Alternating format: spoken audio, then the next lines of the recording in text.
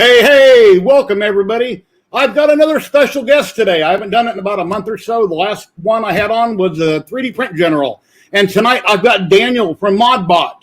He is an awesome content creator over on YouTube. If you're not subbed to him, there's links below in the description. And welcome everybody for coming. Let me pull him in and we'll get going.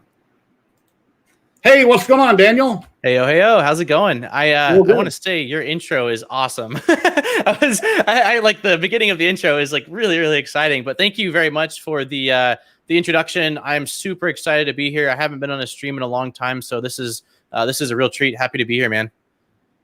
Yeah, I appreciate it. Let me say hi to a few people in chat. Hello, Kieran. How you doing? Dominic. Hello, Gary T. I think my wife is going to pop in. Non-fam, hello. He was here real early asking if I was going on in 4 hours. Oh, so, very cool. Yeah, Murph is this weekend, and there's going to be a lot of people going to that. That's going to be a lot of fun. I wanted to go this year, but because of everything going on and money situation, I'm going to wait till next year. Yeah, it snuck up on me, actually. I didn't realize that it was coming up so soon, and I actually didn't know whether it was even going to happen until it was almost too late. Like, people are reaching out asking, hey, are you going to Murph? And it was kind of at the point of no return where I couldn't go. But I love Murph. Definitely. You've gone previous years? No, never.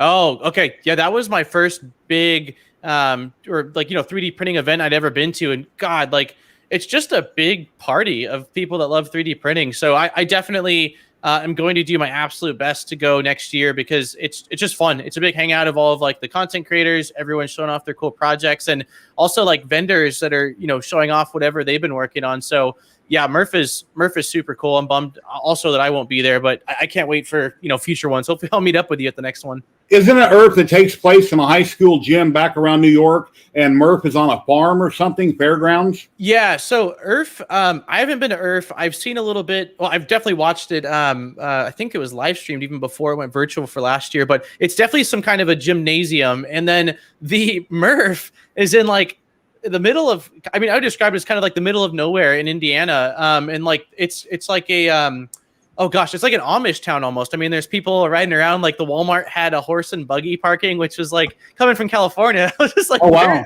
Where am I? But yeah, it's in some kind of I don't know if it's a barn, but some kind of a long hall. However, I think maybe you mentioned it, but this year there's supposedly got a bigger space. I think moving forward, they kind of hit max capacity. So it was a sardine squeeze when I was there even a couple of years ago. And I've heard it's only gotten, more popular since then. So. Yeah, I've been following you for a really long time on YouTube. I love all your content. You do great videos, great work. I really appreciate it. And I'm sure everybody else appreciates you. Thank you. So. I'm stoked. Again, I feel very, excited that I've got an audience, that I've got a place where I can share what I'm working on. I can't believe that, I've been on YouTube now for probably 9 years. Not solidly. It was a lot of breaks in between, but I've always come back. And then really the last probably 1.5 to 2 years, I've just kind of went full board where no, I'm going to commit to a video a week. And it's been a lot of fun. I really enjoy it. And again, like some of the coolest people that I've met are, through YouTube, all the other content creators and other people just making stuff that I've been introduced to. So yeah, I'm happy that I'm able to really make videos to share with everybody, man. Your robot is really cool for MODBOT. Well, how did you think that up? Where'd that idea come from?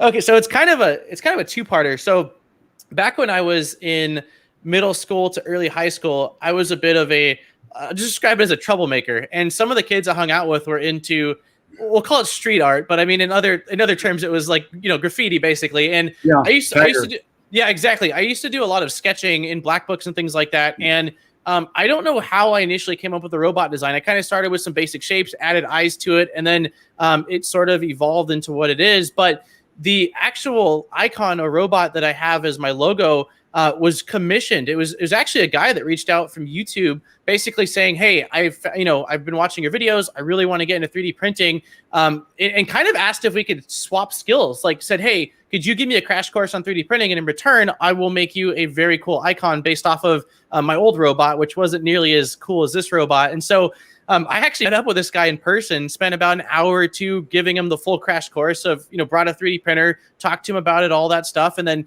he made the robot for me. And I freaking love it, man. I'm super pumped on it. I remember when he created it, I just was like, I gave him like a brief idea, but I don't like to really put limits on people's creativity, being that he's the artist. I said, this is kind of the basis of what I want, and just kind of run wild with it. And yeah, I also thank you, but I love I love my little robot, man. And then I actually had Chaos Core Tech, Chelsea and Garrett. I believe it was Chelsea that did the modeling, but she made the 3D model version of it that's printable. And so that I just released recently, and it's cool having a little life-size version of this robot. So, but yeah, that's the story behind it, man. It was a guy that I met through, like I said, YouTube.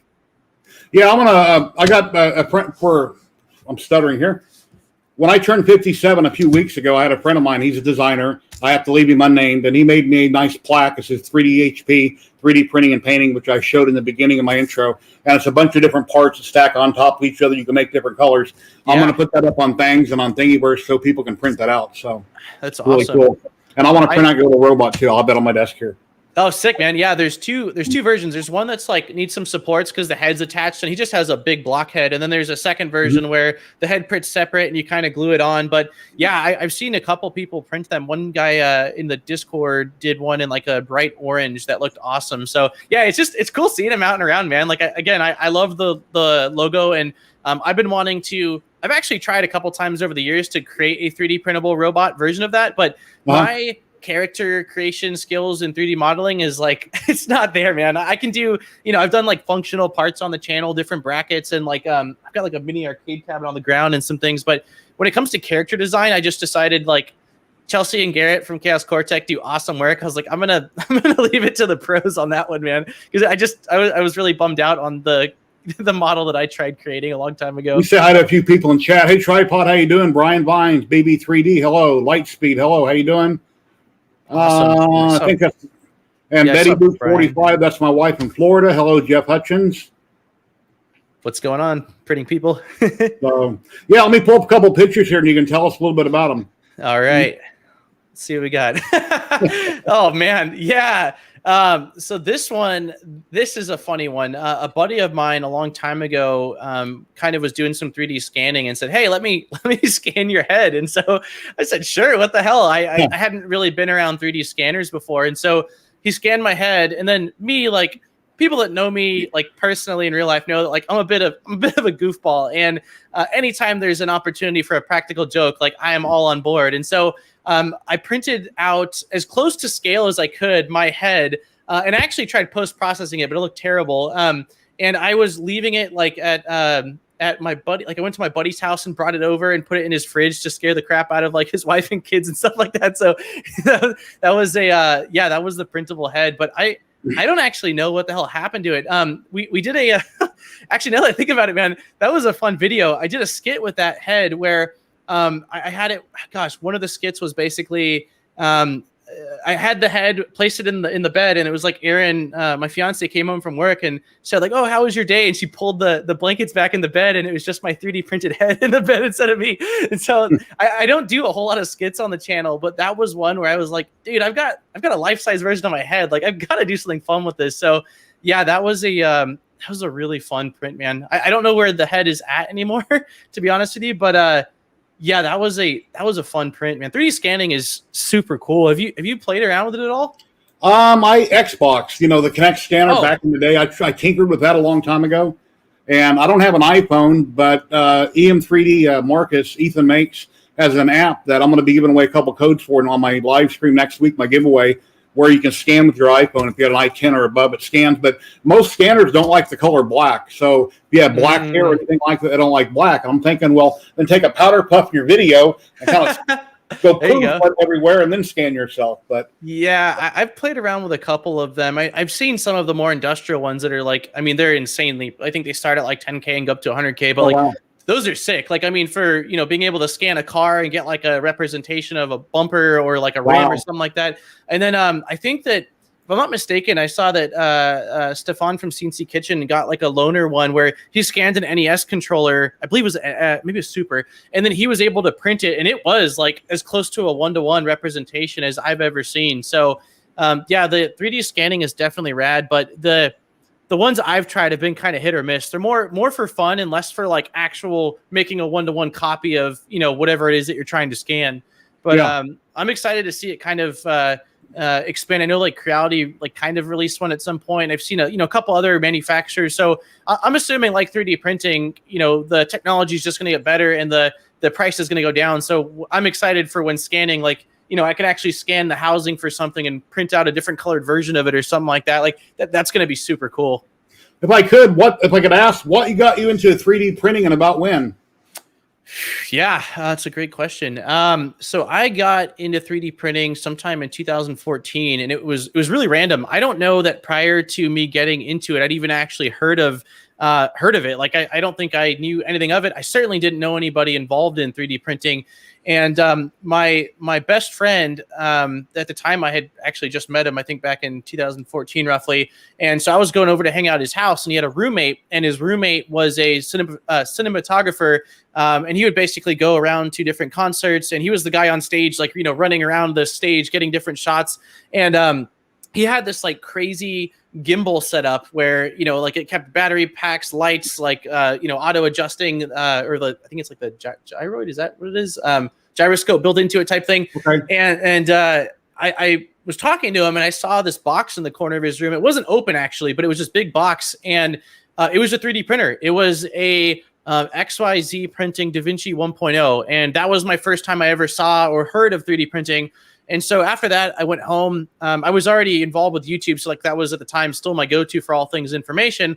And I did a quick search of it and decided at that point that I needed to have one. I didn't know why, but just like the things he told me about, like, yeah, you can just make things with it. And I had done on YouTube up to that point, I was doing video game like hardware modding. So both like soldering stuff, but also taking like an Xbox console, dremeling out like a custom design, adding plexiglass and LEDs. And so the idea of being able to print like custom parts sounded super cool.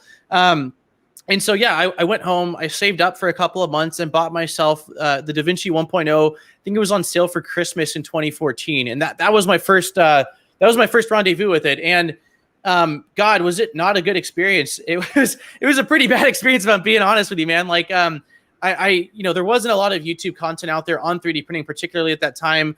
A lot of it was kind of forum based. So I was looking in like RepRap forums, and just a couple of different places.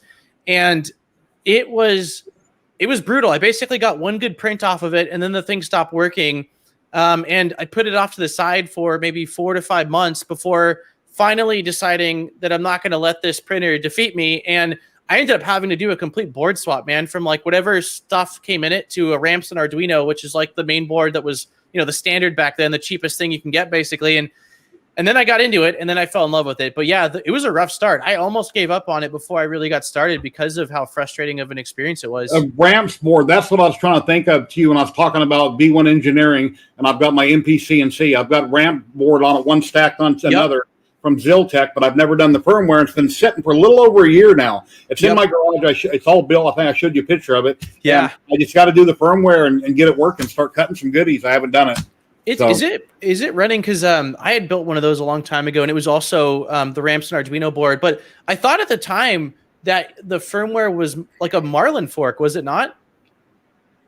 I know that B1 Engineering sells their own board with the firmware and everything on it, and at the time I couldn't afford it, so gotcha. You can't see it in the picture, but it's down below next to that emergency stop switch. I printed out a little cover and it's got the boards down there. Yeah, it's cool. I haven't worked on it. It's been sitting for a long time.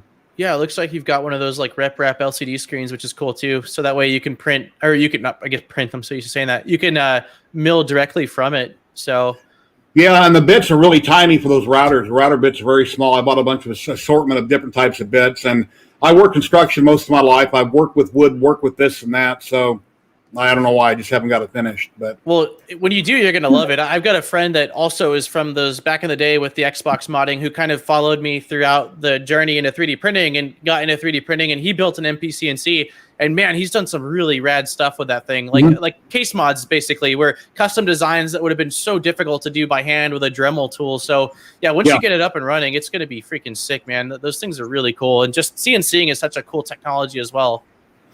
And I know because you have your channel and you have a lot of printers and you're always doing something, making new content. If I could ask, how many printers do you possibly own or have had, or? Yeah, so own versus have had is definitely a different scenario. Every time we've moved, I've had to like donate, give away, sell, like, whatever, depending on just the situation. But As of right now, which this is the smallest place we've lived in, it's a tiny 1-bedroom. There is currently 1, 2, 3, 4, 5, 6, 7, 8, 9, 10, 11, 12, 13, wow. 14, 15, 17 printers in my living room.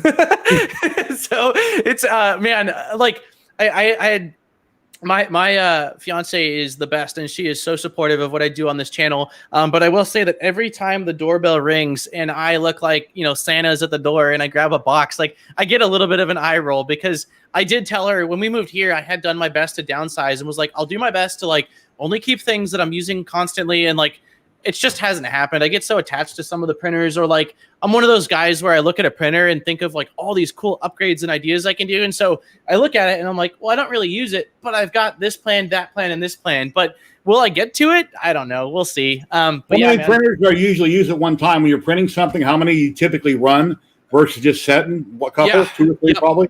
Yeah, I would say at the most right now, 3 is the absolute maximum I run at the same time. Previously, I mean, when I started this off and got into it the first couple of years, I was actually running a small print farm of 4 to 6-ish printers, and they were nearly running nearly around the clock, honestly. But yeah, now because of the fact that this is where I do audio as well, I can't have printers running all the time, which is kind of an annoyance. I have to be a lot more strategic.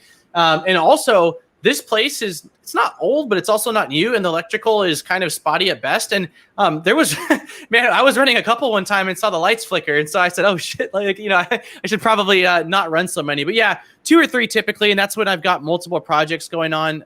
Ideally, I'd have more running, just because there's more things I'd like to do at the same time, and I just can't do. But yeah, 2 or 3 is kind of my standard, and I rotate them out. They like they get the glory spot or up here, so I kind of I mix them around as if they're like a shelf display. But I try to give them all a little bit of love and print on them here and there.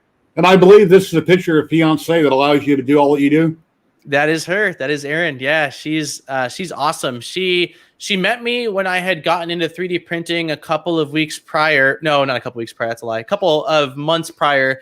And so she knew what she was getting into. When we started dating, I was renting 1 bedroom, and it was basically desk for YouTube, bed for sleep, and then rack for printers, and then electronics closet. And so somehow, some way, I don't know if it was my, poor jokes or what it is, but we've been together for 5.5 years. And awesome. Yeah, she's been so supportive of everything I do on this channel, and like really, although I wouldn't describe her as techie, she does her best. Like she'll come home, like she came home the other day and was like, oh wow, like that vat looks really good. And I was like, what did you just say? So like I was like, I've never loved you as much as I love you right now. So like she definitely does her best to be supportive and kind of learn the lingo, which has been awesome. But yeah, I couldn't. I mean, I don't think we would have lasted this long if she wasn't supportive. But I couldn't ask for more support. But yeah, that's her. She's freaking awesome, and definitely very, very lucky guy. Yeah, my wife hangs out in chat quite a bit. She doesn't like anything to do with 3D printing, even though the Q5 Delta she says is hers. And nice. I've kind of helped her slice the program. She kind of watched me do it. Yeah. So, she knows more than she lets on, because she hears all this and watches all these streams. Yep. I'm sure if somebody was to ask her a question, she just might know the answer, not even realizing it. Yeah. Does she ask for any sort of prints or projects every once in a while at least? Yeah, she asked me to print her a Betty Boop like 2 years ago, and I finally printed it, and then in resin. I've still never painted it. Yeah. And she went down to Florida for 2 months here recently, which is where she's at now in Pensacola, and I printed a box out for her mom, like a little box. Oh, nice. Plastic get box with put bows on the top and a few things. And then I've got a K40 laser from Mom Tech that I made a couple signs for her family.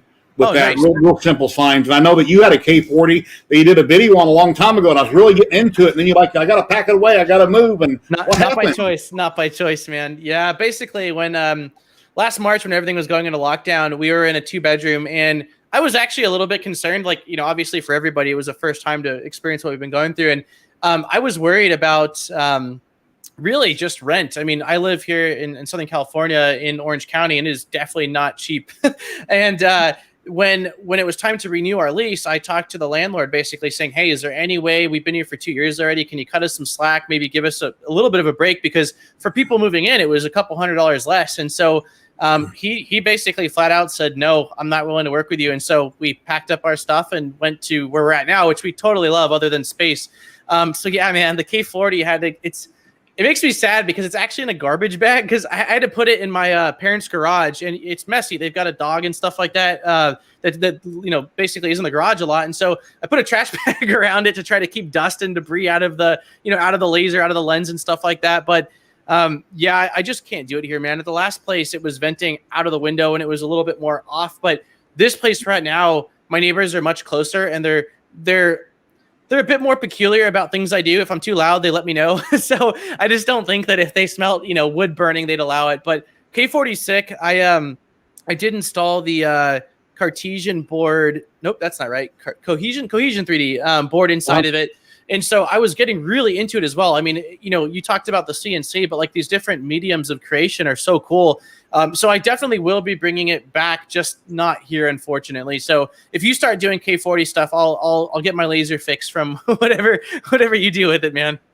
Kenneth had a question for you. Are you working on a Voron?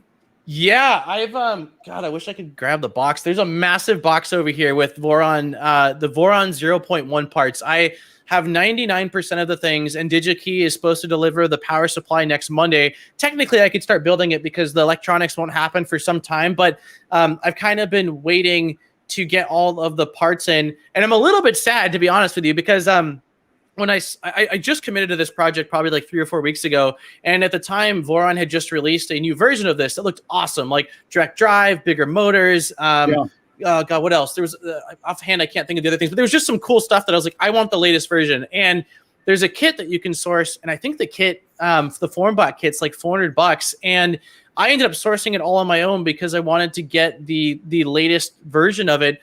And honestly, I'm gonna do a video going over each part in this box and having like a total dollar amount tallying up how much I spent. But I probably spent double, if not more than double, of that kit, and I was okay with it because it was the latest version. It didn't exist, but LDO actually just released a 0.1 kit, which is basically what I sourced, but paid a lot more because I had to source, each component one by one from, various vendors. And I saw that Nero just did a video showcasing all the parts, and I think it's like $200 less. So I'm a little sad that I paid a lot more for it, but I did get a lot of components, a lot of spare parts, and I cannot freaking wait to get this build going. I've been kind of drooling over the footage. I don't know if you've looked into them, too much, but recently I kind of became obsessed with them. And the Voron Zero is just like this adorable little printer that can print blazing fast and is just really high precision. So for like prototyping or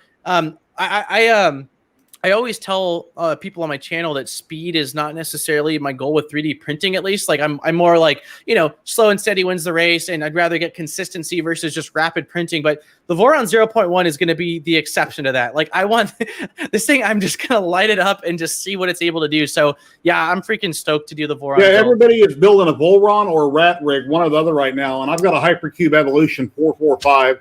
And that's what I'm happy with. So I have no reason to want to build anything bigger, but my Hypercube, I really love it.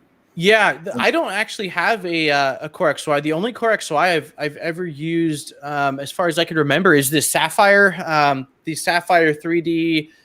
God, I can't think of the exact model offhand, but that was a Core XY printer. And the justification for me was that on my channel, like I'm always trying to teach things and do tutorials and stuff like that. Well, there's only so much stuff that I know, and I always also need to constantly expand my knowledge, learn more things, so that way, my knowledge grows, I can be more valuable to the community. And so the reason why I wanted to jump into this was I figured there was a lot that I could learn from doing a Voron build. One, about the Core XY mechanics behind it. Clipper firmware, I've never looked at, touched. I've heard about it for 3 years. And so there's quite a few things involved with it that I felt would be beneficial for my self-knowledge. So it was a little bit more than just like needing another printer. I saw like value in it for some cool things I haven't been able to do. And so that's why. But yeah, if you've got a Core XY, the Hypercube is one that I've known of for a long time. People love that printer, man. That's from everything I've seen on like Thingiverse, I've watched a couple of videos on it. Like that's a kick butt printer.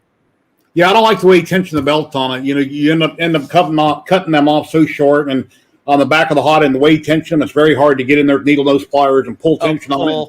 Tighten up the screw. It's a pain to do that. And I had to go to LDO pulleys, I think it is, from Printed Solid, because my other pulleys were going bad. I wanted to put Gates belts on it, but I couldn't afford them, so I left the cheap belts on it. And at the moment, it seems to be printing okay. And I got a SKR Turbo 1.4 on it, is what I'm currently running on it for motherboard. How do you like the turbo? I've only used the SKR minis and the God, I just did a video on it. There's like the RRF, which is kind of like the SKR mini, but the new version of it. I haven't used any of their full size boards. How do you like the turbo? Originally with Big Tree Tech, it's hit and miss, and I went through a couple boards that were bad. I had to send them back to Amazon. But once I went through one turbo port was bad. The second one worked fine. It's been working great ever since. But the price is very reasonable. Even if it's bad, you can send it back. With some companies, if a board is bad, you're stuck with it, and you're out that much money. So, depends where you buy them from. I also, I mean, again, I get a lot of things on the channel from manufacturers, which I'm thankful for, and I didn't when I first started off. I mean, the first 4 or 5 years, it was every single thing was out of pocket. But even now, with that being said, I still try to take into account, expenses on things. And so for me, although 32-bit boards are nothing new, I didn't actually plunge into it until Big Tree Tech became readily available, because I felt that like this is an entry point where to me it makes sense. Like before, when all the boards were a couple $100s or whatever they were, like it was just a hard justification, especially when a lot of these printers are only a couple $100. And granted, like I'm all for overkill. Like overkill is fine by me. If you want to do stuff like just because you think it's rad, like totally do it. But yeah, once Big Tree Tech released these boards that are sub $50 or whatever $50. I really, really like their boards, and I've been stoked on them. For like my experience with them has been rad. I'd like to show your YouTube channel here. Wow, you've got 60,000 subs. That's amazing. Yeah, it's insane. It's insane, man. I'm it's incredibly thankful. Yeah, such awesome content. Great content.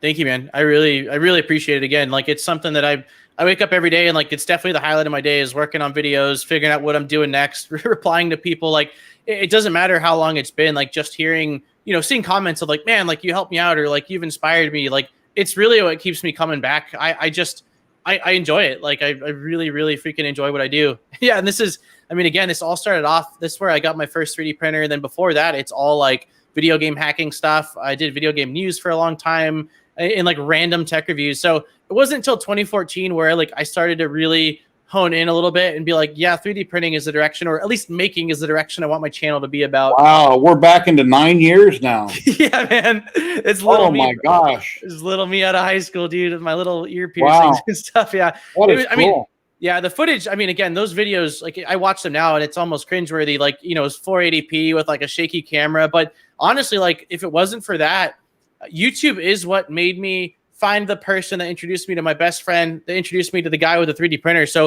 if it wasn't for YouTube, I wouldn't be into 3D printing, and I wouldn't be like, the person I am today. So I really feel that after high school, I was kind of looking for what I wanted to do. And this platform or this community really helped me kind of evolve into the person I am today. So like, I've got a lot more than just like, to me, it's more than a video platform. Like I've got a lot of heart in it because of, just how much of my life and history is a part of, like, I'm only, I'm turning 29 soon. And so you're thinking 9 years, a third of my life has been on this platform, man. So it's definitely, something that I'm, again, thankful for. And, I'm not going anywhere, man. No matter what happens, I will continue to produce content for as long as I possibly can. Cause I love it so much. Yeah, Dominic mentioned the TH3D Easy Board is a great board, and I do have 2 of them. I bought them with my affiliate credit. I just had to pay for shipping, and my thermistor shorted out, and I instantly killed the chip on one of them, put a pinhole in it, and I killed it. So unfortunately, it's not like Amazon where I can just send it back, swap it out. So that was terrible. I actually haven't seen that board. I mean, to be honest with you, like I haven't seen TH3D stuff in a while. Like when I was looking, it was when they were first starting off with the universal firmware, is that what it's called? Or it's the was Universal Firmware the thing that they've got? Yeah, Universal Firmware TH3D, his version of Marlin, where he goes and tweaks it for everything for his easy ABL, his filament runout center, etc. Yeah. So I remember seeing a lot of that stuff back then, and I think I remember seeing talks of that board. Is that board a drop-in replacement for Creality printers, or no? It's a separate thing. Yeah, for most Creality printers, it is. Okay. It fits certain printers, certain machines. Gotcha. Yeah, I remember. Jump into another picture. See. Okay, there's 3D Print General, Sean. Oh, sick. What's going on, Sean? Yeah, that's me and my brother. So I am one of 2. He's your brother. That's my brother, man. Yeah, it's funny. I didn't know he was your brother. Yeah, man. So it's funny. Like, granted, he's got like the sick mustache there, and he's got darker hair. But people, when they see us, depending on the photo, either say, "Wow, you guys look a lot alike," or "Holy cow, I had no idea you guys were even related at all." But yeah, so it's me and my brother. I'm 5 years older than him. I mean, we're super close. I love this dude to death. And when I brought 3D printing into the household, he was like, he'd always come into my room making jokes, and he'd just say like, man, I hope the stuff that you're doing is okay because it smells like plastic. Like he was living across the hall from me, but he's awesome. Yeah, he was my last special guest, and I just randomly picked you to be my next guest, and you wanted to do it, but I had no idea you guys were related. So. No. He's not my brother. The guy in that photo is my brother. Okay, then I'm mistaken on his appearance. Oh, so I thought that was a 3D print general. Oh no, dude, that's hilarious because I can totally see it. No. I thought he was in chat. I'm sorry, I'm mistaken then. No, okay. that's super funny though. But no, he actually, now that I'm thinking about it, from the photos I've seen with his mustache and the videos, like it totally looks like him. But no, that's my brother. 3D printing general and me are not related, but that would be funny if both of us were super into 3D printing. Yeah, so that guy in the middle is my brother. And this is a photo. God, this is probably 5 years ago. So I love video games. I don't get to play them nearly as much as I used to, but one of my buddies took me to this place, which is actually a 24/7 internet cafe. And when I was living where I used to live, we would go to that cafe and play like Call of Duty or Battlefield or PUBG or whatever. Like, I mean, all night long. We'd get there at like 11 o'clock at night, play till like 5 a.m. And it was such a fun time. I mean, if you've got internet cafes, like I know that everyone I talk to says that like that's something old from like the days of like dial-up where, people would go places to use the internet. Well, they still exist in some places, man, at least here in California. And if you like video games and you play on PC, internet cafes are awesome, dude. Like, so that place is super cool. But that's funny. I got a message 3D printing general after this and say that my brother looks just like you. Because no, he totally does, especially in that photo. It depends on how my brother has his like hair and stuff, but he really does look like him. Let's see. Do you have a favorite printer or print? God, that is a very, very tough question. Because I know when it comes to prints, the next one I'm printing is my favorite. That's why I'm printing it. And then it just got carried away over 4.5 years. Yeah, that is a really great point. I would say that in the moment, that's definitely the case for me as well. I have, oh gosh, where is it? You know what? I think I've got it right here. Take care, Brian. So this is one I've done a video on a long time ago, but this is a small mini arcade cabinet, and granted, like it's nothing crazy like as far as the geometries and stuff. But being that like I came from video game hacking background and I love retro, like any retro arcade cabinet type stuff. So this was like my first big project in Fusion 360 that I printed, and it's running with a Raspberry Pi, like a little LCD board, some speakers, an Adafruit board in here. And so this, like being that it's functional and being that I could play like, Contra and like just, various old classic games on it, probably one of my favorites. But yeah, I'm trying to think aside from that one, man. There's so many good ones. It's too hard to answer. It changes as time progresses. And like you said, it depends on like if I'm working on a project and I need a part and I print it, like for the Voron build, I recently printed out this is a super simple part, but it's basically just a metric screw organizer, because a lot of the screws that I ordered in their own independent bags either have no labels or they were smeared from the oil that's on the bags. And so like this little tool to be able to check, is it M2, M3, and what's the length very quickly. Like this is going to be my favorite print for the next week as I'm trying to sort through all the screws. So yeah, there's definitely some validity to what you said, where it's, the current print you're working on because you've obviously got a reason you're printing it. But that arcade cabinet, man, I'm really, really happy with that. And, it's definitely a fun print. And then when I built the Prusa Mini, all the different little bolts they supplied, I'm glad on the bags, and they had a cheat sheet with a little picture of everything that I can line them up. Yep. Because I don't work with metric that often, so I can't randomly look at something and know how big it is unless I match it up to the paper and measure it. Yeah, for me, usually when I review a printer, one of my big things is to say like, hey, does it come with labeled bags? What's the instructions like? Because stuff like that makes such a huge difference, especially yours was the Prusa Mini, which isn't, I guess it's not as bad of a build as like the, full blown MK3, because I know that's like a lot more pieces, but yeah, that makes a pretty big difference. And then your other question was favorite printer. Oh, God, that is a very, very tough question, man. I don't know that I can answer you because it changes all the time. I have quite a few printers that I use for different things. Like I have a hacked up Ender 3 that I use for abrasives, the Ender 5 Plus for large format, an IDEX for dual extrusion stuff. I don't know. I don't know that I've got one that's my favorite. It really changes. I will say that the BQB1, which I reviewed a couple months ago, the Voron needs to be ABS parts. And I've done, like when I first started printing it in 2014, ABS and PLA was all that there was. So ABS was definitely something that I printed a lot with, but I haven't done that much ABS in a while. And so the Voron build, this is, actually I haven't showed it on video. These are all the ABS parts that I've had to print out. And granted, the Voron Zero is primarily smaller parts, but there's still some good-sized parts in here. And the BQB one with the Wham Bam enclosure on top of it, with their like stock spring steel, it's like a painted plate, dude. It did the best out of. I tested the Elegoo Neptune 2 and I tested the Ender 3, and yeah, this thing was my saving grace. It just did such a good job with ABS. So right now, like the BQB one, I actually messaged them. I messaged the Big Tree Tech directly. Just said, I just wanted to let you guys know that your machine does a fantastic job with ABS. Whatever that freaking plate is on there, it really sticks well. So yeah, right now, maybe the BQB one, but it just depends on what the specific use case is and, what I'm looking to do in that moment. But that's a tough question, man. I have a CR10 with an enclosure that was my first printer, and that's what I print all my ABS on. I don't use ABS that often. I got like 4 rolls right now. I kind of switched to PETG, but whenever I do, let's see, when I built my MPCNC in the garage, that was all done in PETG versus PLA. A lot of people said I should have used PLA. Well, I haven't actually finished it and ran it, so I don't know whether it's going to work or not, or it's going to fail or have too much movement. I'll have to wait and see how it works out.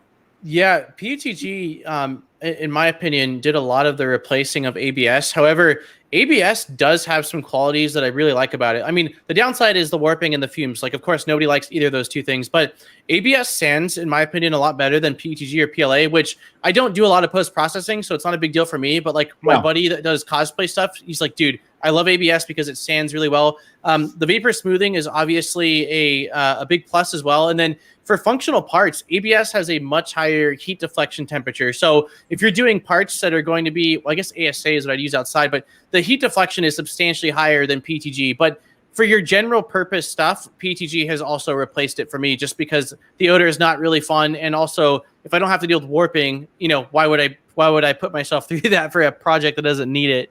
I have a roll of carbon fiber, nanopolymer carbon fiber. A friend of mine gave me a few years ago, and I was going to print the SN11 rocket. I got it from fab365.net, Goosan. Yeah. He printed the rocket, and I'm printing the parts on right now on a CR10. And I was going to use a carbon fiber on a brass nozzle. Now, I know it's abrasive, but I wonder how far I'd get through the model before I killed that nozzle. Or I might get the whole print done, and then it wallers it out, makes it too big. I wonder how far I could get using a brass nozzle.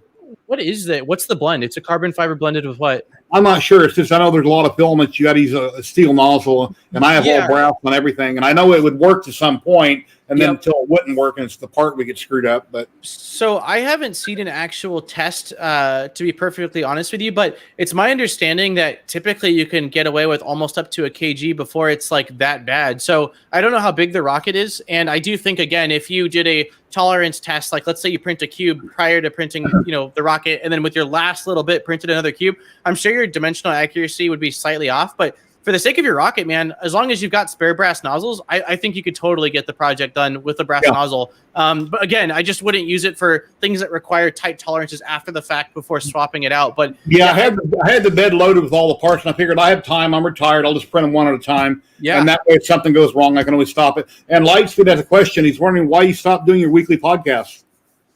Jerry, can we ask why? Oh, for me. Wait, Jerry, can we ask why he stopped doing? Gotcha. So the podcast wasn't weekly. It was actually monthly. I started it January of last year. And to be perfectly honest with you, it was twofold. The first part was that getting guests on a consistent basis was kind of difficult. I had basically created a huge list of content creators, friends, people on Twitter, stuff like that I really, was inspired by or thought would have interesting things to talk about. And so I put them on this list, and I was just kind of going through them in no particular order. Well, somewhere order, like a Chuck and me go way back from Filament Friday to 2014 with the Da Vinci. So I was like, I want you on the first one. But yeah, I was going through them, and I had a couple of people I reached out to that said yay and then bailed. I had a couple of people I reached out to that didn't even respond to me. And so that was a little bit disheartening at first. And the thing that happened was we moved June of last year from where we were at to here. And so we went from 2-bedroom to 1.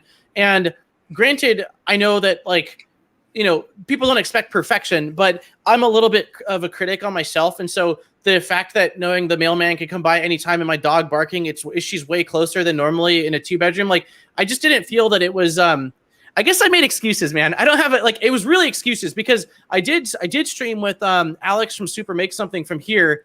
Was it from here? I'm pretty sure it was from here, and it turned out great. So honestly, it was excuses because I committed to a video every Saturday, and my videos have kind of gotten more longer and a bit more involved. It just became a little bit of a chore, but I really enjoyed it. And one of my favorite parts, again, of this whole thing that I do on here is talking to other people because I learn a lot. I get inspired. There's a lot that I don't know that other people know so much better than. So I would really like to revamp it. I just need to stop making excuses. But yeah, that was really the reason. It was the move, and it was that the couple people I had lined up fell through last second, and it was kind of like, what the hell? Like, is this what's going to be happening? And so, yeah, that was definitely those were the reasons. Awesome. Yeah. Where am I at? Do you have any other hobbies that you're interested in other than 3D printing? What else do you like to do? Yeah. So the answer to that is, or you probably gave up once 3D printing came along. You probably gave up some hobbies also. Yeah. So prior to 3D printing, I was really involved with video game stuff. I really love video game hacking. Not hacking for cheating, but like running custom firmware, running, kind of like what we like doing with 3D printers, honestly, like customizing our printers. I liked aesthetically customizing them. I like being able to run custom things on them. So that was something I was very involved with for 3 years. And I also, like I mentioned, I love retro gaming consoles. So for a big chunk of my life, I was actually on a weekly basis going to, I think they're called flea markets in most places. We call them spot meets here. Basically, I would just run, Sunday, Wednesday, Thursday, trying to find old like cartridges of like NES titles or things like that. And so I had a huge collection before I moved where I had to basically sell it off. And I still regret it because, God, I spent so much time building that collection. But yeah, video games would definitely be another huge part of my hobby, or like my hobbies, which has been on the back burner because of 3D printing stuff. And then I also honestly love, I'm a huge, there's the second one that I built as well, but I honestly liked the first one better. The color scheme to me was just, it didn't need to be so aggressive, but I love LEDs, man. So I did like that one as well. But yeah, aside from that, I mean, in our free time, I do a lot of hiking. I love the outdoors. My parents are incredibly outdoorsy people. So any kind of hiking or outdoor activities is a lot of fun as well. And then completely nerdy thing, which I think I sent you a photo. Did I send you a photo of me holding up a Pokemon card? I'm looking. Okay, I'm pretty sure. Yeah. Okay. So man, when I was like, I'm the kid on the left, and the kid on the right, it was a friend of my dad's who we were friends, and so you're in the middle. Yes, I'm in the middle of this photo. All right. It's a Zapdos. It's an electric bird type Pokemon. But man, when I was probably from 4 to 8 or 9, like, God, to say I was obsessed with Pokemon was an understatement. It was like the coolest thing in my neighborhood. All the kids would meet up. We would trade. We'd pretend to battle. I had a birthday party themed with that stuff. So Pokemon is like an awesome part of my childhood. And I've always liked animated stuff. And when I was living with my best friend, his son, who's my godson now, is obsessed with Pokemon. And so it like got me excited again. I was like, no way, like people still like this. And so during the lockdown and stuff like that, I kind of I found my old collection actually, man. And I took them all out and got new binders for all of them. And so over the last couple of months here, I've actually been going through and like basically trying to source the remaining cards for the first 3 sets. So I don't know if I would call it, I guess you call it a hobby of mine, at least one I recently ontook, but it just, for me, it's nostalgia, man. Like some of the best times I had in my life was my dad and me opening packs. Like he got really into it with me growing up. So I'm just gonna say, like Pokemon, man. It's definitely been one of those things where the last couple of years here, I've kind of fell back in love with the old stuff. The new stuff, I'm not as big of a fan of. Yeah, my son was in Pokemon. Then when he got older, he was into Magic, and then he had tons of Magic cards. We go to tournaments. Then he sold them, and at some point, he bought more. And right now, he's 32. My boy is 32.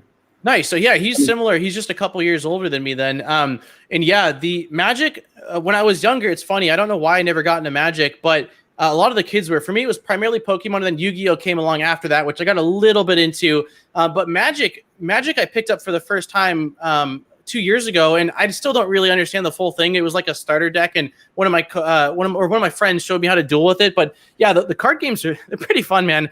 I think that collecting has always been something I love, which is why, before it was retro games and space was a huge issue. And I really liked the card collecting aspect of it because they're so small. A binder can hold thousands of cards, while, video games, it's like I only have so much shelf space before this stuff goes into the attic or storage or something like that. So yeah, that's super cool, man. Yeah, my son got me a shirt for Father's Day. It says the best dad gets promoted to grandpa.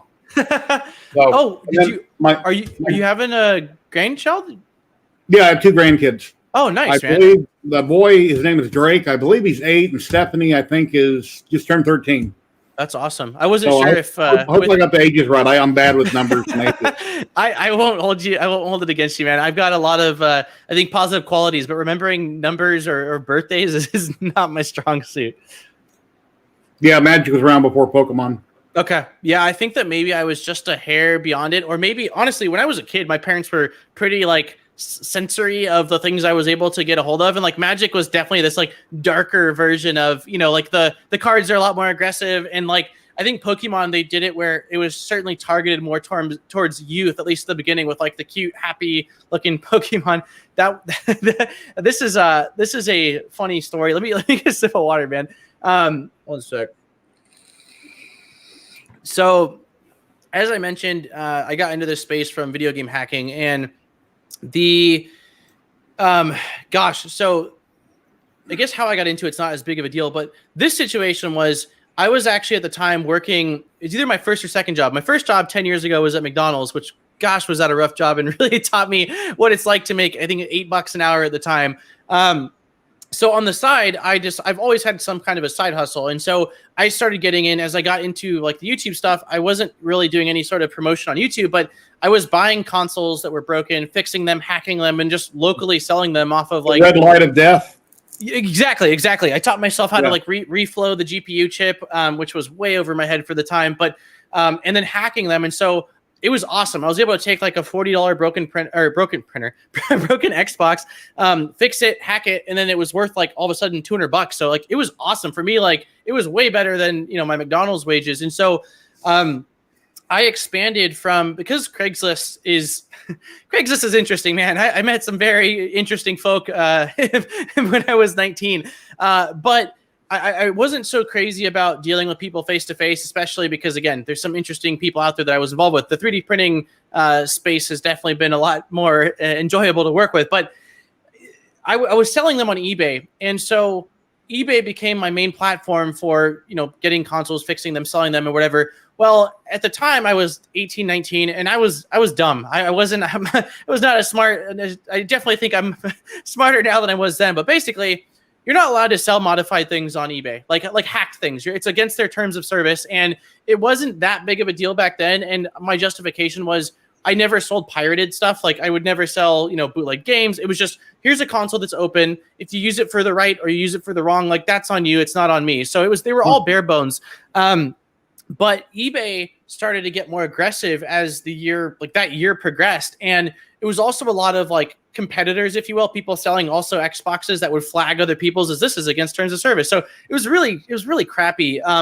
But yeah, what ended up happening was eBay permabanned me, as did PayPal. Completely permabanned, no rebuttals. They said for life, you are not allowed to use our platform ever again. They gave me one warning, and I basically was like, I was a kid. I was a kid thinking, oh, they're not serious. It's not that big of a deal. And so I basically had this surplus of I think at the time 30 Xboxes that I couldn't really do anything with. And so I made a joke video where I built a house for my 2 cats. It was just Xboxes, man.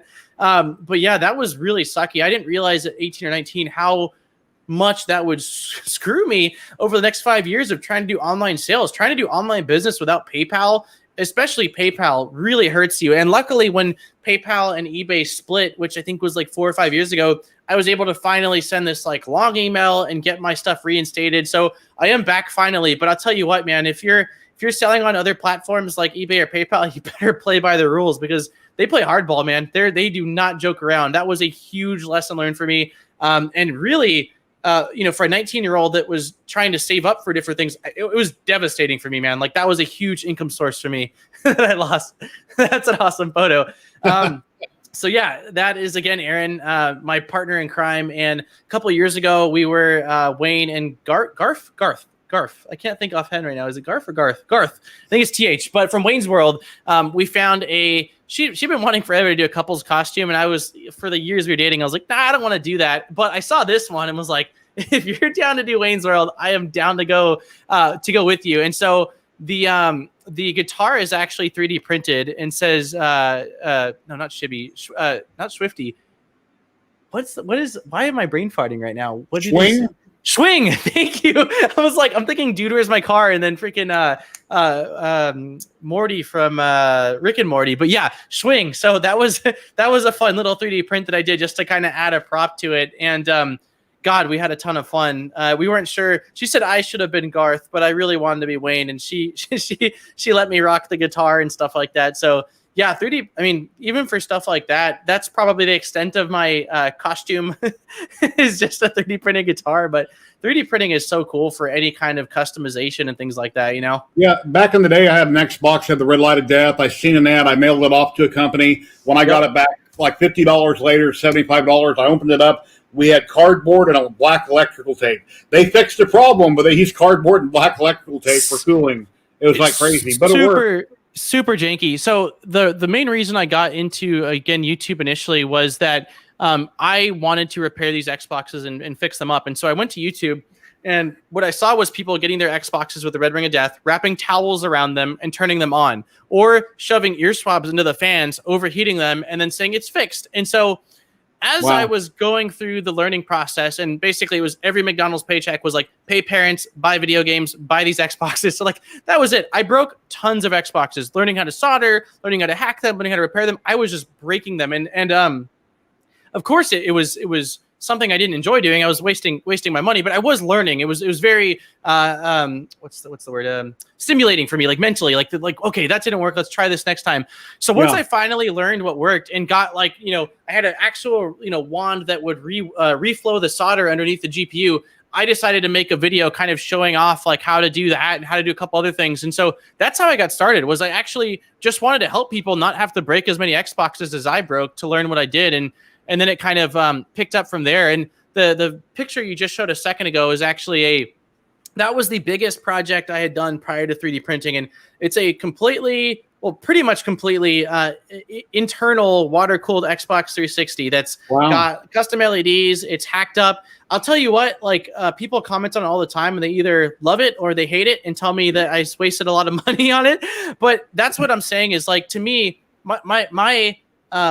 my personality, or I guess my opinion, is if you love something and it brings you joy, whether other people get it or not, it doesn't freaking matter. Like, I see people, whatever makes you happy. Exactly. And it made me super happy, like showing it off to my buddies that were in the neighborhood, or like I brought it over to a friend's house and just turning it on and watching the water go through it. Like, was it overkill? Hell yeah. Did it need it? Hell no. But oh my God, that was such a fun project. And again, it kind of was reassurance to myself that, like, dude, like a year ago, you didn't know what a soldering iron was, and now you were able to like embed a freaking water cooling system, add fans, add a pump. Like, so for me, that was like if it was your college graduation, like your thesis paper, like that was it for me. Like you've got this, like you've really made a lot of progress. So yeah, that was that. We go through one more comment here, and I'm gonna jump to the next picture. Let's see, and I think this is your streaming setup, right? That is my living room, man. And that is actually my living room clean. So Aaron is an absolute angel. There's no way in hell anyone else would allow it. But every time people come over, I always feel like I have to apologize and just explain, like, we just don't have the space. This is my set. This is my studio. This is everything. So yeah, man, that's when you're watching my video. So that chandelier, man, when we moved in here and I tried recording, I would hit my head on it. And so if you look at that loop, it's actually just zip tied, man. Like, I needed an extra 6 inches for my freaking head. And so yeah, when you're watching me make a video, like that's where I'm standing, is in that tiny space, trying not to hit my chair. And I mean, it's less than ideal, but it's kind of one of those things where, like, it's what I've got right now, and I'm going to work with what I've got. And I'm a strong believer that, I've had people reach out to me that, are starting off with their channels and they're like, hey, I don't have like all this nice equipment and stuff like that. And I tell them, like if you've got a decent phone, like that's all you need to get started. I started off with a shaky camera, no mic, no tripod. It was terrible. And the fact that standards have changed since then, but the fact that anyone watched me, like today's cameras, dude, get a camera, spend $10 on a cheap plastic tripod and hit record, and the rest of it will fall into place as you grow. So camera phones right now have really nice quality, and I'm pretty positive. I don't think he's in chat anymore, but Brian Vines, I'm pretty sure, tapes all his stuff on his cell phone and edits and everything. I think I'm not sure if he edits, but I know he tapes that way. Yeah, I had him on as a guest like 6 months ago, and I have what do I got? A Logitech Brio camera. I film with OBS, and then a lot of stuff. When I go into my resident room, I have my cell phone, and I film with my cell phone, and then I edit with DaVinci Resolve. I used to use Movie Studio Platinum 16. Now I love DaVinci Resolve. I'm always learning something new. I don't know how to use it that well, but if I don't know how to do something in the video, I Google it and I watch the video, and then I go do that thing. DaVinci Resolve is one of those pieces of software where like you could use it for the next 10 years and you still probably learn stuff. I mean, like it's used like it's movie grade software. So like if if you go over to like the God, I haven't used it in a while, the software, but the special effects tab with like the different dragging and connecting the dots to the blocks, like there's so much stuff in there that it's crazy. And I was using not Resolve. I was using Premiere for quite a while, and so when I did my little in between where I used Resolve, it took me a while to learn it, man. But yeah, if you learn that, it's awesome. And talking about Brian maybe using his phone, when I met Chuck again from Filament Friday, I met him at Murph in 2017 or 18. I mean, I've known him for years prior, but I met face to face, and we got to talking for a bit and talking about our setups and things like that. And he told me that he shoots everything and edits it on an iPad, everything. Like that's where he shoots from. And to me, that was mind blowing because I'm over here with like camera one, trying to get this thing. And like his videos are great and he's got a huge following, but like, I almost thought he was pulling my leg, but no, he does it all from the one device. And like, that is such a clean and simple workflow. But yeah, it's crazy, man. Everybody does their own thing. And I think that again, the right tool for the job, honestly, is what works best for you. There's tripod and chat. He does some really cool thumbnails, and he has an app on his phone. There's a lot of those apps I can't get on my PC. They have to be on my phone, and I hate having to use my phone. Well, I want it to be big. I mess with my keyboard on a big screen. So yeah, there's a lot of things I wish I could do on my computer that need to be done on phone. I have an Android. Oh, gotcha. Yeah. So you're saying he does the things he does on his phone does what? It actually has effects on the stream type thing, or what is it? No, his thumbnails. He has a couple of apps to make some really cool thumbnails. And I forget.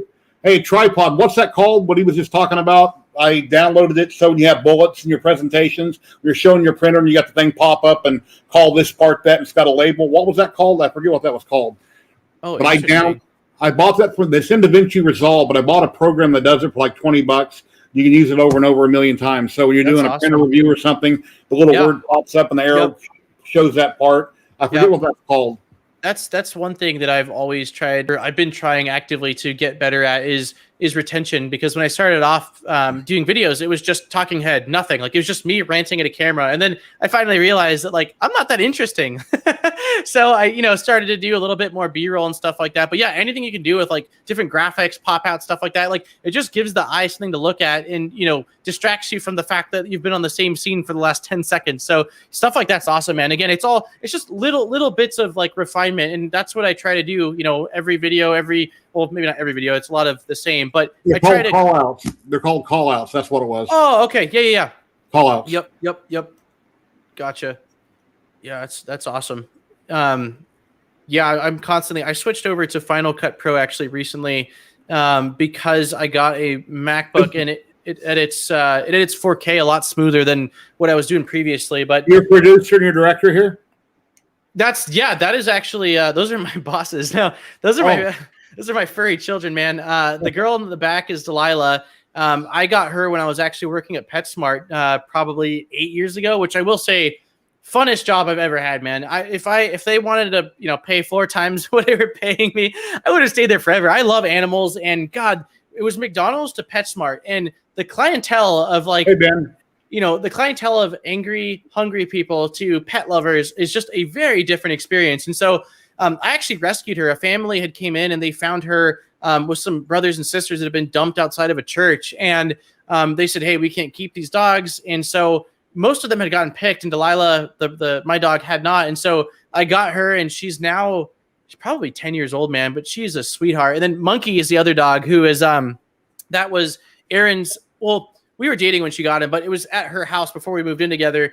And Monkey's awesome. He's a sweetheart, but he's pretty aggressive. Like we don't really know why. We've definitely had him since a puppy. We've tried socializing him, but he's great in the house. And the second he goes out the front door, it's kind of like schizo mode where he's just, like, what's going on? And like growls at everything. So Delilah is the chill dog. If you ever see me walking around in public and you see me with Delilah, come up, say what's up. If you see Monkey, just I'll wave at you from 100 yards away or something like that, man. Here's my 2 mascots here. Oh, sick, dude. That's awesome. What, the one on the right looks almost like a lab mix, kind of like my girl does, the black dog. The black one is a black Jack. I think she's part black lab and part Jack Russell. Okay. And the one on the floor, I think, is a terrier boxer, I think. Yep. Sandy and Nikita. That's awesome. How old are they? Oh, boy. Roughly. The one on the floor, I believe, is about 4 years old. And Nikita, I don't remember. If Brandy's still in chat, I'm thinking 5 or 6 years old. Okay, so they're both like pretty young. When the mailman or anybody comes out front, the black one runs out front. She spins around in circles 1,000 times barking. And Sandy's like one on the floor is like a little bulldozer. When I go out front, I have to leave the front door cracked but not click shut, because when she runs in the house, she'll just nail it with her face and push the door open. Oh my God. And if the door clicks shut, that's kind of like that probably hurts her. The door don't move when she runs into it. 2 girls? Yeah, both girls. Yeah, they look like sweethearts, they man. Sleep with me at night on the bed typically. They what? They sleep with me at night on the next bed. Gosh, yeah. Monkey does. He fits on the bed, but Delilah, man, she lays like, dude, like all hanging out, and I'm like, get your own bed, man. She's got a couple beds scattered around this tiny place. I'm like, this is a 1-bedroom, and you got 3 beds, man. Like, you're spoiled rotten, So you have 2 dogs. You have a fiance. Do you have any other pets? No other pets. I had at my parents' house 2 cats. Sabrina, if you look back at my old videos, she was like the celebrity. Every video, people would come and be like, she's at 643 or she's at 8. Like, she would jump up on the bed, and like cats do their little patty cake thing. She would do her patty cake. She was awesome, but she did pass a couple years ago. I think at she was probably 16 or 17. And so, I mean, I was really sad to lose her. She's been around with me since I was little. I mean, I think I had chicken pox with her. But dude, like, that cat, she had a freaking good life. We rescued her as well. And I mean, 16, 17 years old, like that's a healthy life. Like, she had a really, really solid life. And so she's awesome. I wanted to get a cat when we were in our 2-bedroom, and Erin told me, no, like, I don't want a cat. And if we get a cat, she wants a naked cat, which I personally think are hideous, but she thinks they're adorable. I mean, difference of opinion.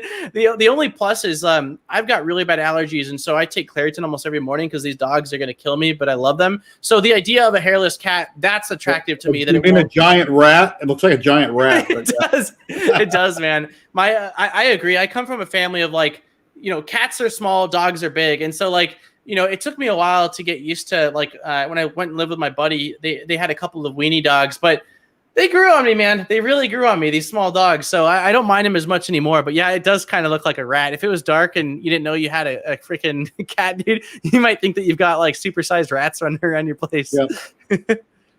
So anyway, yeah, we're up to an hour now. Anything else you want to talk about or tell everybody about? You got any upcoming cool projects you want to talk about or anything? Yeah, I mean, I can give a little sneak peek on like what's going on the channel. So I would say biggest project is definitely the V0.1. I've got a lot of people asking. I'm not going to be live streaming it because, like, although I might have the live stream ability to do this, it's too small for what I want to do as far as video wise. So I'll do some videos on the Voron 0.1 kind of throughout it at random, but live stream's not going to happen. And then I have a lot of printer reviews coming up. I've had quite a few requests. I guess sneak peek, man. This Saturday's video is on this guy right here, which is the Anycubic Viper, and that's been a really fun printer. It's really dark. I guess you can't see it super well, but that's what's coming up this Saturday.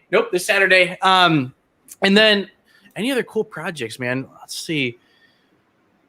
It's probably the main. I know I'm forgetting something, honestly, but I that's what I've got for right now. The Voron is something I'm really excited for, and I plan on having a lot of aha moments and a lot of hair pulling out moments, man, because it's, we've been spoiled with like CR10 style machines where it's like a couple bolts, a couple plugs, do you calibrate the bed? And so it's been a minute since I've actually done like, bag of 100 or 1,000 bolts and all the wires crimping and stuff like that. So it's going to be interesting. But yeah, oh wow, 3 parrots I saw someone had. 2 dogs, 1 cat, and 3 parrots, Ben Brady says. That's Tripod awesome. says he loves his dogs. I thought he has one called Bear. Nice. That's a great name. Jack Russell, Fox Terrier. Oh, she's a real sweetheart. Yeah, dogs are awesome. Me and Aaron talk all the time and say if we didn't have our dogs, like we love each other, but I'm like, man, they keep us really entertained. Like definitely a source of love, but also just humor, man. The things that they do are freaking hilarious. And below in the description, I've got a link to you on YouTube and your Discord server. You're on Discord also. Awesome. Yeah, I started that up a couple months ago, kind of as a soft launch. My goal was just sort of, I love YouTube, and that's still, obviously where my platform is, but I kind of wanted to create a little bit of a community for people to hang out and talk. And like, I don't have a lot of rules other than that everyone's friendly to each other. Like, I kind of have like a 0 BS policy. And so like, if anyone comes in there and they're being rude, like I haven't had to ban anyone yet, but like, it's pretty strict, man. Like my goal is like, constructive criticism is okay, but I've seen the dark side of almost every community where like people are really negative and rude to each other. And so my goal was like, hey, if you're in this place, like this is a learning, sharing, growing place and not a criticizing or bad mouthing other people place. So yeah, it's been awesome, man. There's like 320 people, which is super cool. I've learned a ton. Also. What happened to Team Executor? Did Microsoft shut them down? That's funny. God, I haven't heard that name in a long time. So I don't know. I haven't followed Xbox modding since I stopped doing my podcast with Mr. Mario, another YouTuber. But I did see a lawsuit against, I believe, them. So yeah, if I'm not mistaken, what happened with them is they started releasing more products that I think were a lot more blatant piracy products and less of just a key to the door and let you do what you want. And so I don't know if it was Microsoft or Nintendo. I thought they released something for the Switch that basically gave you full access to download all the games. And I thought Nintendo is the one that went after them. But yeah, I don't know the actual answer. Mr. Mario still is very actively involved in that community, so he would know. But yeah, I do think that they had a lawsuit filed against them, and I think I read something saying that 2 or 3 people might be going to jail for it. So yeah, that was a big deal. Executor was the big fish as far as like the mod chips go back in the day. So have you ever streamed on Twitch or have you been on TikTok or anything like that? Yeah, so Twitch, I did try video game streaming. Not. I don't think I've done 3D printing stuff years and years and years ago. I do have plans for, we'll call it the MODBOT entity, if you will, where I will probably be streaming at some point on Twitch when I feel that there is something I can commit to on a regular basis, which just right now I can't do. I do like Twitch a lot. I do think it's a cool platform for streaming, and they have some cool things. TikTok, absolutely not. It's nothing against TikTok. And like my buddies have a group chat where they're always posting funny TikToks. And I know like a couple of the YouTubers love it. But as of right now, I just haven't committed to it, man. It's like I'd rather do this YouTube thing. Like it's, a video a week. I'm really committed to it. I put my heart into it. And if I get more time, I might branch out. But I don't want the main thing to suffer because I'm trying out other things. So yeah, TikTok maybe at some point. Hopefully I'm not too late to that train when I decide to jump in. But no, for me, man, it's YouTube and it's Twitter, and that's really it. Those are my main platforms right now. Awesome. Yeah. So right. That's me, man. Well, it's at 6:38. We've been going for a little over an hour now. I mean, we can keep talking here all night long. I don't want to keep it going. I know you're busy and you got a lot of things to do. So. I'm going to be shooting. These lights will be going on, and I will be shooting my talking head portion right after this. Stephen Lightspeed's wondering, when are you going to get married? Any idea? Yeah. If you had asked me 2 months ago, I would have said I'm not exactly sure because we've kind of been taking it by ear. But I actually told her like a month and a half. She's been awesome about like, okay, we'll figure it out. We'll save for it. I told her a month and a half ago, I'm like, hey, we should really find a, or set a date or find a venue so that way we can know exactly like how much it's going to cost us and stuff. And so funny question, because literally just this last Sunday, we looked at the first venue. We're going to be getting married up in an area called Lake Arrowhead, which is forest. So it's like not redwood trees, but pine trees. And there's a lake. And so that's where my parents actually are half of the year. They've got a cabin up there. And so she's happy about it. She's very happy about it. So yeah, we looked at one place this weekend. It's going to be a small wedding, 50 people tops is what we're looking at. We're definitely, I'm more of a quality over quantity type person, even with friends and family in real life. So it'll be a small wedding. But yeah, the date we're shooting for is August 13th. Fingers crossed we can find a venue that's available for that. I don't really know. The date's a Saturday, and Aaron picked it out. I don't know why exactly we chose that date, but yeah. So If you watch me after August 13th of next year, then I should have a ring on this finger if everything goes well and she doesn't, leave with all these printers. Congratulations. Tell her I said hi and congratulations to both of you. Thank you. I really appreciate that. I will. She's in the one bedroom. I said, you can't leave for an hour while I'm streaming. So she's in there holding the dogs hostage until this is done. But I will let her know. Thank you. I appreciate that. So, but yeah, I guess it's been a great stream and I loved having you on. I thank you very much for coming. Yeah, I really appreciate it, man. I think I used to have guests on every week, and then I kind of got to be kind of a chore trying to find people or people not getting back with me.